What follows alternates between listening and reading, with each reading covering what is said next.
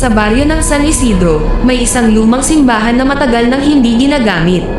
Sabi ng matatanda, ipinasara iyon matapos mamatay ang 3 pari sa iisang linggo, lahat may parehong sugat sa dibdib, hugis bilog, parang inukit ng kamay na hindi tao. Ngunit mas kilala ang simbahan hindi dahil sa mga namatay, kundi dahil sa mga nawawala. Tuwing ika-13 ng buwan, may isang tao sa baryo ang hindi na muling nakikita.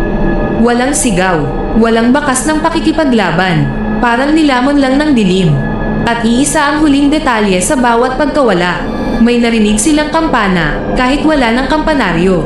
Dumating si Elias sa baryo para maghanap ng kapatid niyang si Mara, isang social worker na biglang nawala matapos mag-imbestiga ng isang religious group sa lugar.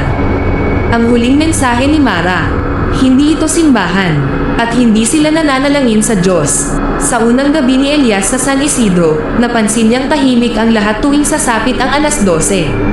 Isinasara ang mga bintana, pinapatay ang ilaw, kahit ang mga aso, hindi tumatahol.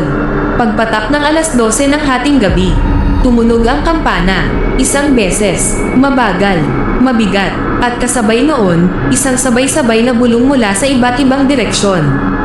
Siya ay nagigising. Sa tulong ng isang matandang babae na si Aling Sabel, nalaman ni Elias ang totoo. May kultong matagal nang namumuhay sa ilalim ng simbahan, sa mga lagusan sa ilalim ng lupa. Tinatawag nila ang sarili nilang mga tagapaghanda. Hindi sila naniniwala sa katapusan ng mundo. Naniniwala sila sa pagdating. May sinasamba silang nilalang na tinatawag na ang sinaunang entidad na ayon sa kanila ay hindi Diyos, hindi demonyo, kundi ang unang nakakita sa dilim bago pa isinilang ang liwanag. Upang manatiling tulog ang nakatitig, kailangan itong pakainin. Hindi dugo, hindi laman, kundi pananampalataya ng taong natatakot. Sinundan ni Elias ang mga miyembro ng kulto isang gabi. Nakaitim ang lahat, may simbolo sa noo, isang bilog na may mata sa gitna. Sa ilalim ng simbahan, may malawak na silid, mga kandila, mga simbolong inukit sa bato. At sa gitna, isang hukay na walang ilalim. Doon nila itinatali ang mga handog, mga taong gising, mulat, at pinipilit tumingin pababa. Dahil ayon sa kulto, kapag nakita mo ang nakatitig, hindi ka mamamatay agad. Una, maririnig mo ang boses ng mga mahal mo sa buhay. Pangalawa, makikita mo ang lahat ng kasalanan mo. At sa huli, pipiliin mong ayalay ang sarili mo. Dahil mas masakit mabuhay matapos mo siyang makita. Natagpuan ni Elias si Mara, buhay pa, ngunit nakaupo sa gilid ng hukay. Nakatitig, hindi umiiyak, hindi gumagalaw. Tumingin siya, bulong ng lider ng kulto. At ngayon, siya na ang pintuan. Doon nalaman ni Elias ang huling ritual. Hindi sapat ang handog.